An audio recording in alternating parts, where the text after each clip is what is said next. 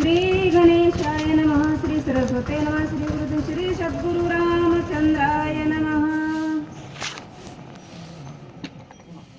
वर्णिता श्रीरामाचे गुण कपीसन ठवे कपीपण, हनुमान झाला मूर्छापन्न, देहाचे भान विसरला. चालू बटन करा ना. बटन बटन चालू करायचं तिथं आहे. पुढे पुढे पुढे हा कथा परिसता रामायण पूर्वज उद्धरती जाण, पूर्वजांचे नवलकोन उद्धरे संपूर्ण त्रिजगती.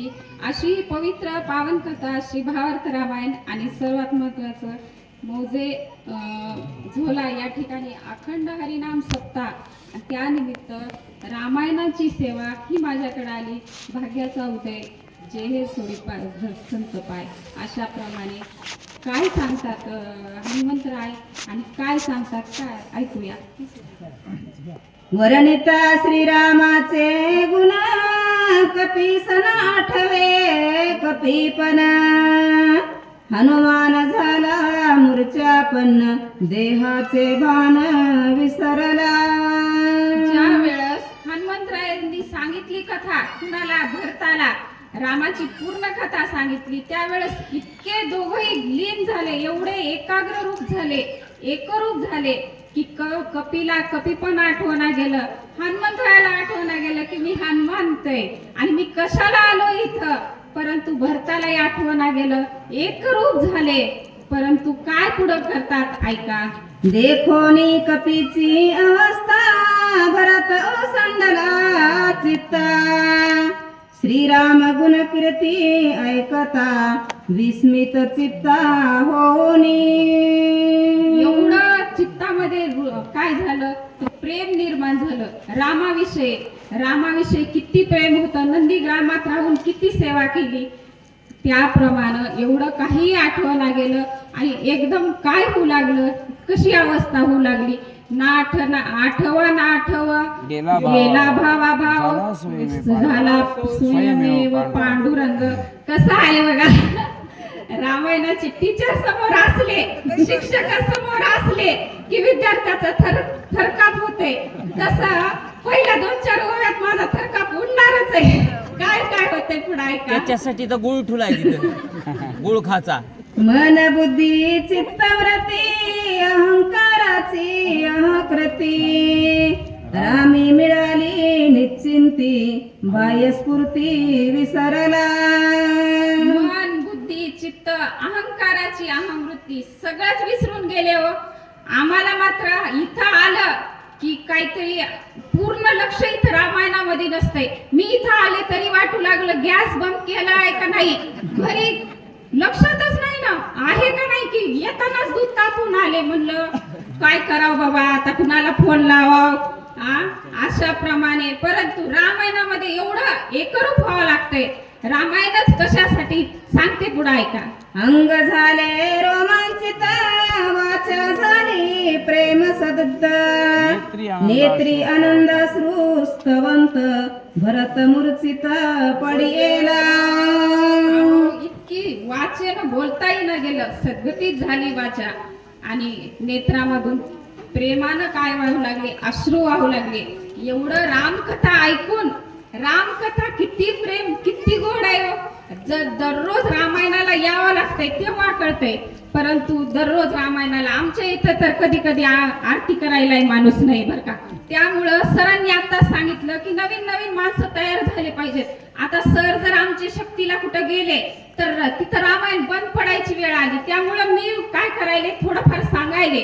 अशा प्रमाणे सरांनी सांगितलंय की तयार व्हा, म्हणून मी तयार व्हायला आता चालू केले. मी अजून तयार झाले नाही. काय सांगतात पुढे ऐका. श्रवणी ऐकता श्रीरामचंद्र, भरताला गेली योग मुद्रा, विसरला तो निद्रा तद्रा, कृपा रघुवीराची ऐशी. निद्रा तंद्रा सगळं विसरून गेलं रामकथा ऐकल्याच्या नंतर. खरं तर रामायणच कशासाठी करायचंय आपल्याला सांगते. कारण की पहिलं सांगते 4 युग आहेत. त्रेतायुगामध्ये दानव आणि देव कुठे राहत होते? वेगवेगळ्या ठिकाणी राहत होते. देव राहत होते स्वर्गामध्ये, दानव राहत होते पाताळामध्ये. पुन्हा आलं कोणतं? तर त्रेतायुग. नाही बरोबर आहे ना, सत्ययुगामध्ये ही कथा झाली. त्रेतायुगामध्ये राम आणि रावण पृथ्वीवर आले, मृत्यू लेखात एकाच ठिकाणी राहायला आले. आणि नंतर आलं द्वापर युग.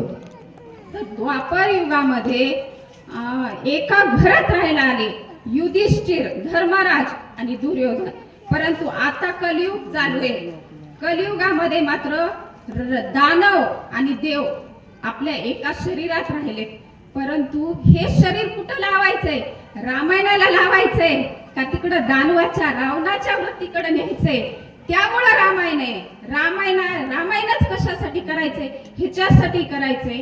अशा प्रमाणे पुढं पुढं काय सांगतात ऐका. नाठवे गेह देह बहाना रामरूपी जडाला पूर्ण खुंटला बोल तुटले मोन भरतपण विसरला.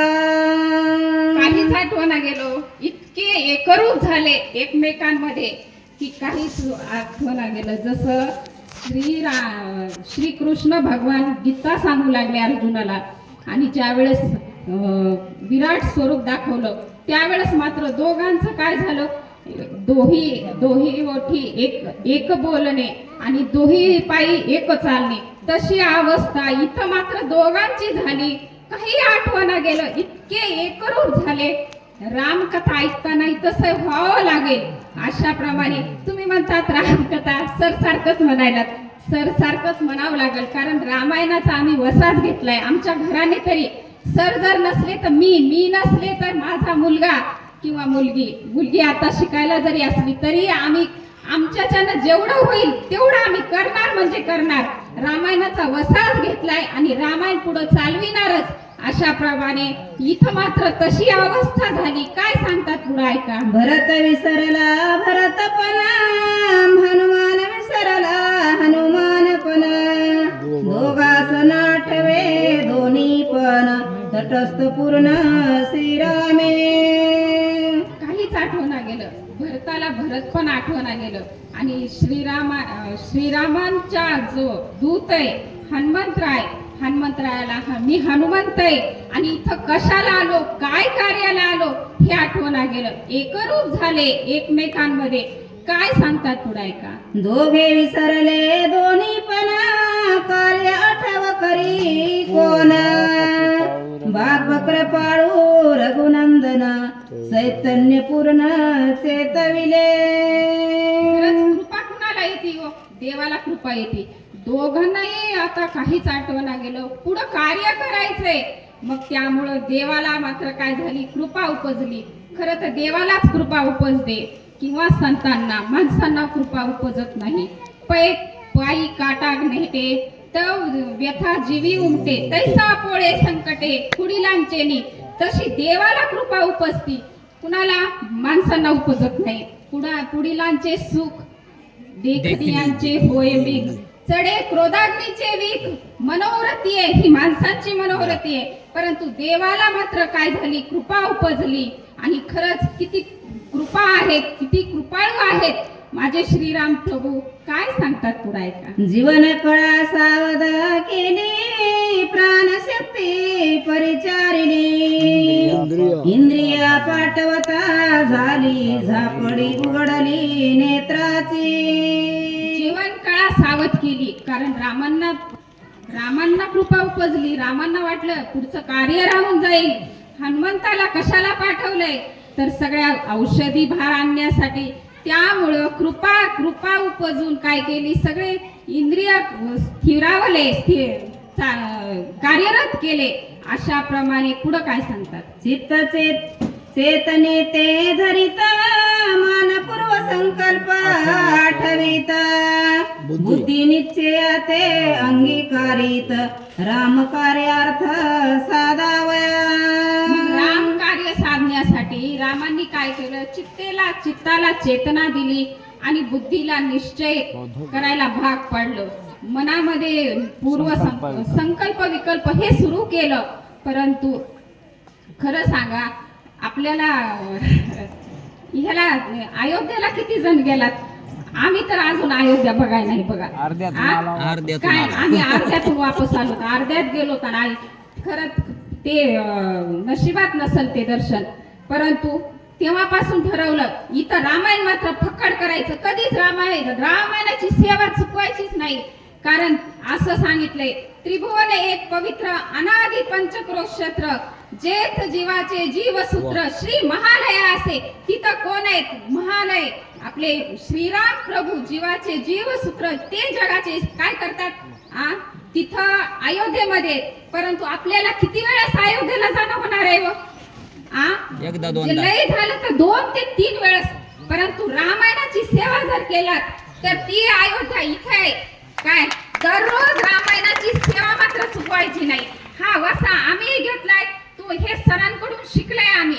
अशा प्रमाणे तरी अजून यदुवंश विलासू कोण आहेत? रामचंद्र प्रभू. इतके कृपा आपल्याला देणारे यदुवंश विलासू, जे सकळ कळानी निवासू, जे न्यायाते पोषी क्षितिशू श्रीरामचंद्र, ते माझे रामचंद्र प्रभू आहेत.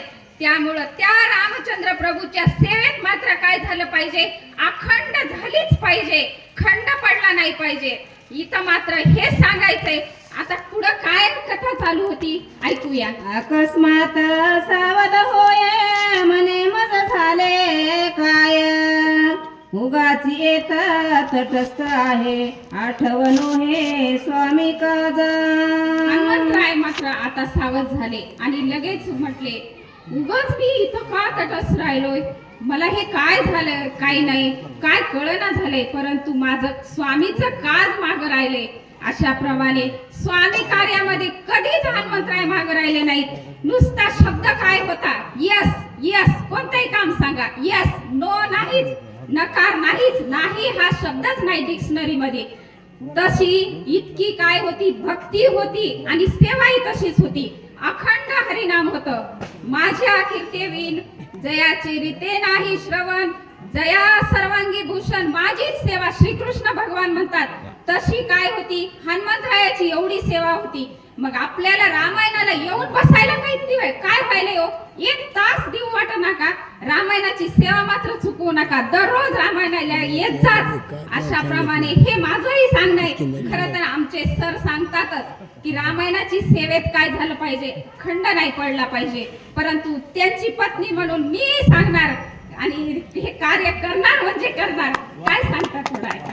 स्वरूप हे उड्डाण भरत घातले लोटांगण, मज सनातन करिता पूर्ण केवी प्रयाण करू पाहसी. मग आता ज्या वेळेस हनुमंतरायाला आले चित्तावर आणि म्हणू लागले, आताच्या आता मी काय करतो? उड्डाण करायला निघाले. परंतु काय केलं?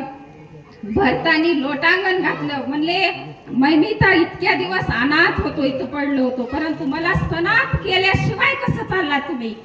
अशा प्रमाणे अजून काय परत विनंती करतात? काय हनुमंतराय करतात ऐकूया. भोजन करावे येथा तीर्थ प्रसाद द्यावा माते, उपेक्षू नये अर्थाते तुम्ही निश्चिंते कृपाळू. इथं भोजन करा ना, माझ्याकडे आलात ना अतिथी म्हणून, त्यामुळे इथं भोजन केल्याशिवाय जाऊ नका. मला तुमचा राहिलेला तीर्थप्रसाद द्या, ही सगळी विनंती करू लागले. काय सांगतात पुढे ऐका. घरी आलिया श्रीराम भक्ता पूजा न करिता जाऊ देता, त्याचा सकळ कर्माचा घात अद्यपात तो भोगी. घरी जर श्रीराम भक्त आले आणि त्यांची जर पूजा न करता, त्यांना काही खाऊ न देता, आदर सत्कार न करता जाऊ दिलं तर काय होतंय? अद्यपाताला जावं लागतंय. अशा प्रकारे काय म्हणू लागले? असंही सांगितले. नाथ महाराज म्हणतात, शास्त्रा माझी हेची देख, घरी आली या हरी सेवक, पूजा करावी जी आवश्यक.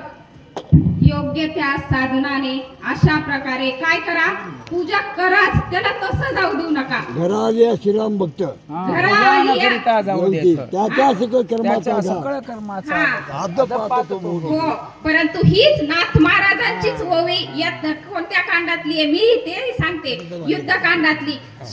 शास्त्रा माझी हेची देख, घरा आलिया हरिसेवक, पूजा करावी जी आवश्यक योग्य त्या साधनाने. ही पण युद्धकांडातलीच ओवी आहे. ही रामायणातच आपल्याला दुसरे दृष्टांत घ्यायची गरज नाही हो. एवढे रामायणात काय रामायण गोड आहे, परंतु माझा तेवढा अभ्यास नाही, हे मात्र खरं आहे बरं का.